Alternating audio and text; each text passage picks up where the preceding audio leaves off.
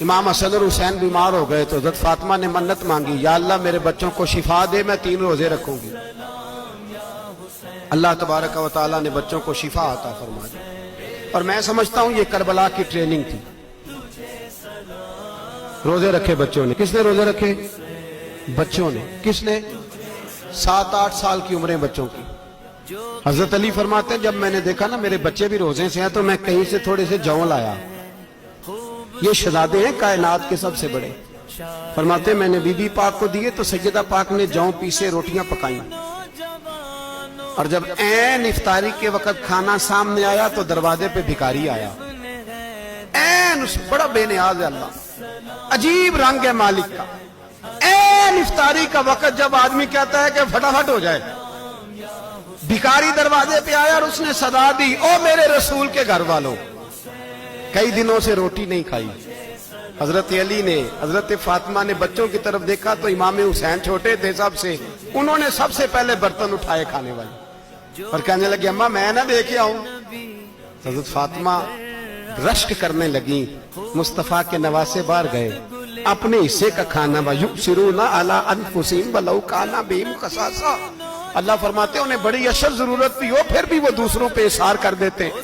وہ کھانا باہر امام حسین دے آئے، پانی سے روزہ کھولا، کھجورے کھائی، لیٹ گئے، سویرے کھجورے کھائی، روزہ رکھ لیا۔ شام ہوئی تو حضرت علی فرماتے ہیں میں پھر اگلے دن کے روزے کے لیے جوں لایا، فاطمہ نے پیچھے روٹیاں پکائیں۔ 2 دنوں کی بھوک تھی پر مالک تو بڑا بے نیاز ہے، آزمانے پہ آیا تو اس رنگ میں عین افطاری کے وقت دروازے سے آواز نکلی، اور مانگنے والے نے کہا کہ بھوکا بھی ہوں اور یتیم بھی ہوں، یتیم ہوں۔ حضرت فاطمہ کہنے لگی بیٹا دیر نہ کرنا، یتیم کا پیٹ بھرنے میں دیر نہیں ہونی چاہیے۔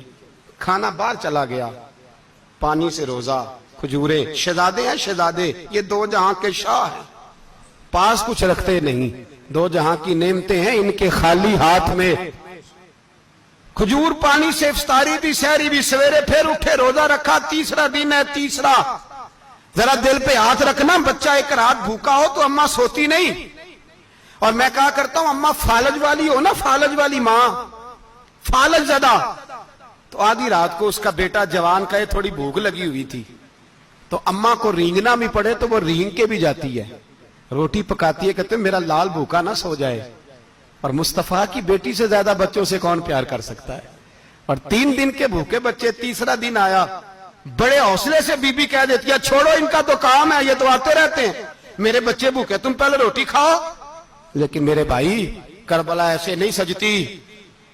یہ جو برگر کھا کے ناراض ہونے والے بچے ہوتے ہیں یہ میدانوں میں نہیں نکل پاتے، ان کے لیے مشکل ہوتا ہے۔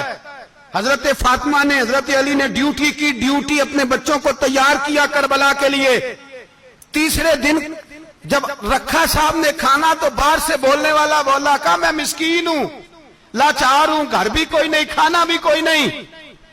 امام حسین پھر اٹھے، تیسرے دن کا بھی کھانا دے دیا۔ حضرت علی فرماتے ہیں میں بچے پکڑ کے مسجد لے کے گیا، کہیں بھوک سے میرے لال گر نہ جائیں۔ کہتے ہیں ہامتے کامتے تینوں شہزادے مسجد میں داخل جو ہوئے تو بس ہماری قیمت پڑ گئی، مول پڑ گیا ہمارا۔